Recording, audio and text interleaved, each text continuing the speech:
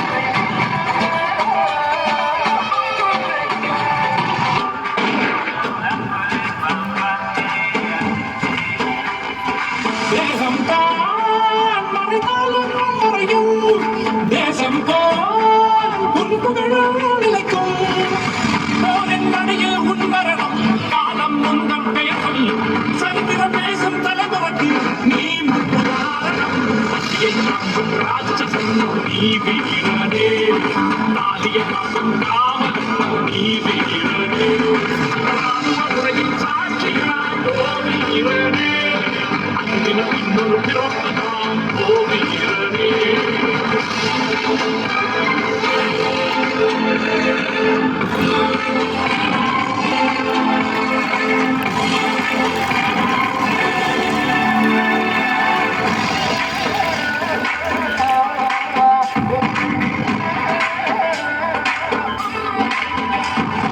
வேலைக்கு கிடைக்காமல் நீ இங்கு வரவில்லை வேறதும் தெரியாமல் நீ இதை தொடவில்லை இது உன்னுடைய தாகம் இது உனக்குடைய எழும் யாகம் தாய் மண்ணை காக்கத்தான் நின்றால் தாய் குறிப்பேரை சொன்னாள் இந்தியா இந்தியா இந்தியா இந்தியா நீதானே புயலின் முதல்வன் எரியும் கந்தகம் நீ வீரனே அக்கினி சிறகின் வேகம் நீ வீரனே வந்தே வந்தே மாதரம் வா வீரனே சகியும் செய்தோம் அனைவரும் நீ வீரனே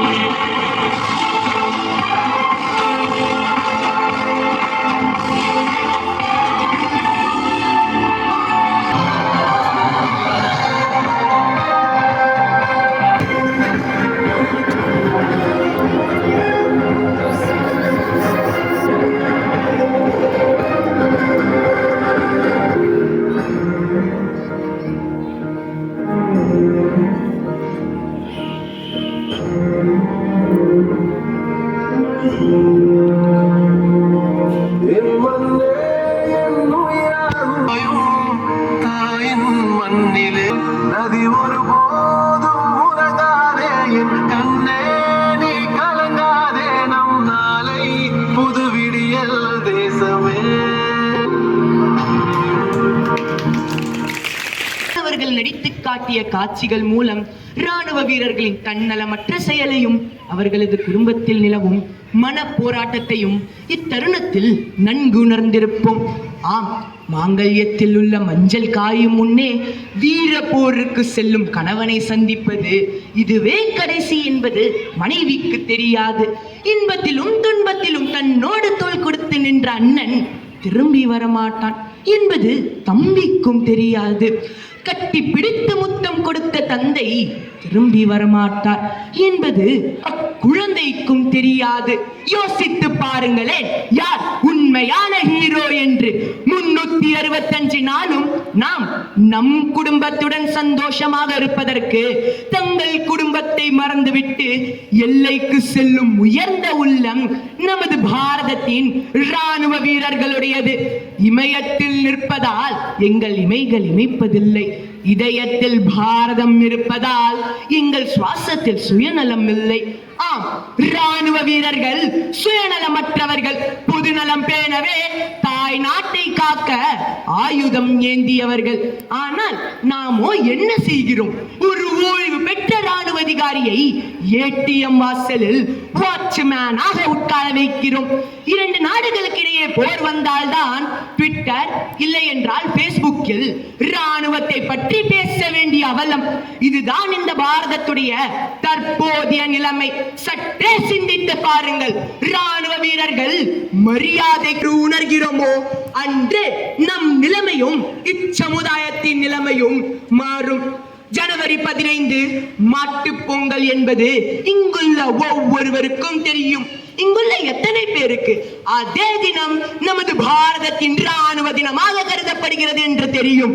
ஜனவரி 15 ஜெனரல் கரியப்பா மேஜராக பொறுப்பேற்றுக் கொண்ட தினத்தை தான் நாம் ராணுவ தினமாக கொண்டாடி மகிழ்கிறோம். இவ்வளவு ஏன், இவ்வருடம் ஆகஸ்ட் முதல் வாரத்தில் நாட்டையே உலுக்கிய பேரழிவு பற்றி நான் சொல்லிதான் உங்களுக்கு தெரியுமா? ஆம், வயநாட்டில் நடந்த நிலச்சரிவுதான். ஆனால் அங்கு மீட்பு பணியில் ஒட்டுமொத்த இந்தியாவே திரும்பி பார்க்க வைத்த ராணுவ வீரரை பற்றி உங்களுள் எத்தனை பேருக்கு தெரியும்? இவரே நம்ம பெயரை கூறுங்களேன். பார்த்தீர்களா?